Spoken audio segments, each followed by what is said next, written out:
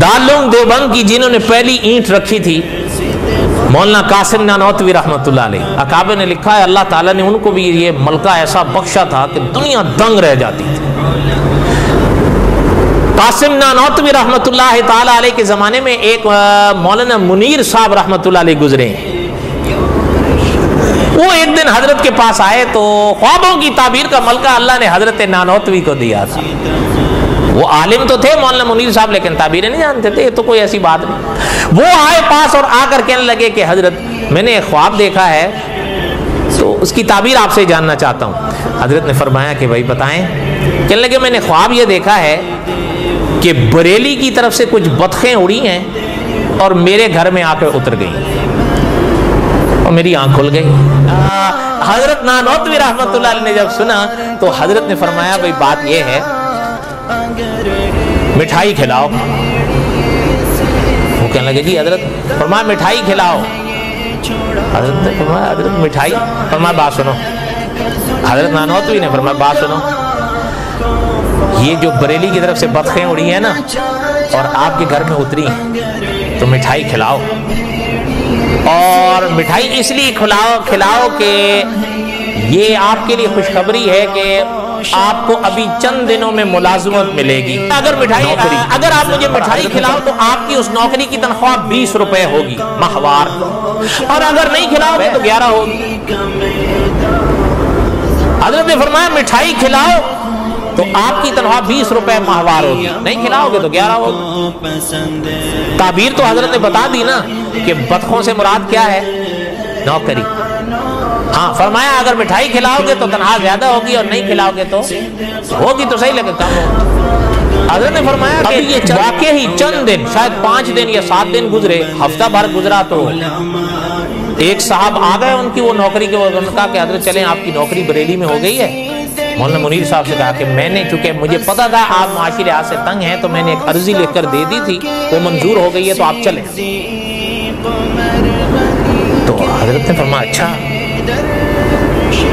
तो मिठाई भी हजरत ने फरमा दिया था, हजरत नानौतवी रहमतुल्लाह अलैह से कि मिठाई मैं आपको खिला दूंगा। तो हजरत ने फरमाया था कि ठीक है, जब आप मिठाई खिला देंगे ना तो अब इंशाल्लाह आपकी तनख्वाह 20 रुपए मिलेगी, जाओ। अच्छा वो चले गए, लग गए तो तनख्वाह 20 रुपए मुकर्रर हो गई। कह तो गए थे ना मिठाई मैं आपको खिला दूंगा, तो हजरत ने फरमाया 20 हो जाएगी इंशाल्लाह, जाओ चले। खैर किस्सा मुख्तसर ये कि कुछ अरसे बाद जब हजरत वापस आए, हजरत से मुलाकात हुई, तो हजरत ने फरमाया कि जो कुछ आपने फरमाया था मुझे बरेली में मुलाजमत भी मिली और तनख्वाह भी 20 रुपए मिली, मिठाई भी मैं इंशाल्लाह आपको खिला दूंगा, लेकिन ये ताबीर तक अब पहुंचे कैसे, मुझे तो ये नहीं समझ में आई।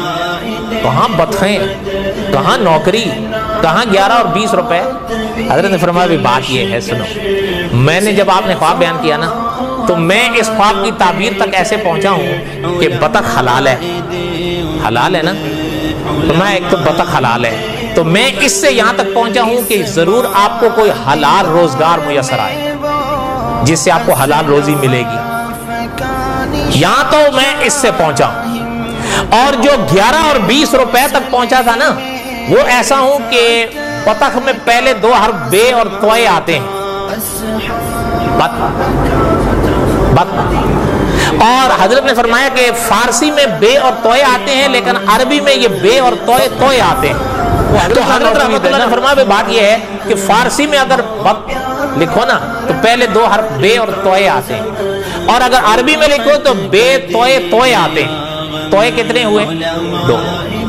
और ये आप भी शायद इस चीज को समझे, अकाबिर ने भी बड़ी अजीब बात ये लिखी हुई है, हर्फ होते हैं ना, अलिफ बे ते से जीम, या अलिफ बा ता सा जीम हा, ये या तक हर हर्फ के पीछे एक नंबर होता है, हर हर्फ के पीछे उस बात से हटकर एक नंबर होता है। जैसे देखिए हर हर्फ के पीछे एक नंबर छुपा होता है। हजरत ने फरमाया बे जो है ना, बे इसके नंबर होते हैं 2, क्या 2, और तोए के नंबर होते हैं 9, क्या 9। تو فرمایا میں نے اس لیے آپ سے کہا تھا کہ اگر آپ مجھے مٹھائی نہیں کھلاؤ گے نا تو میں اس کی تعبیر فارسی لفظ سے کروں گا. تو بے 2 اور توئے 9 تو جمع 9 جمع 2 11 ہوئے نا. تو مٹھائی نہیں کھلاؤ گے تو میں یہ کہوں گا کہ آپ کو فارسی والی بے توئے مراد دوں گا تاکہ آپ کو 11 روپے ملیں. اور یہ تو حدیث شریف میں فرمایا گیا کہ جس سے سب سے پہلے تعبیر پوچھو گے وہ جو کہہ دے گا وہی ہو جائے گی. اور مٹھائی کھانے کی میں نے شرط اس لیے لگائی تھی کہ اگر منہ میٹھا کر دو گے تو میں پھر عربی والا بے توئے مراد لوں گا تاکہ آپ کی تنخواہ 20 روپے بن. اس لیے کہ بے 2 توئے 9 اور توئے 9 تو 9 جمع 9 18 اور 18 جمع 2 20. تو فرمایا پھر آپ نے مٹھائی کھلا دی تو میں نے عربی والی مراد لی تھی اس لیے آپ کی تنخواہ 20 ہو گئی من جانب.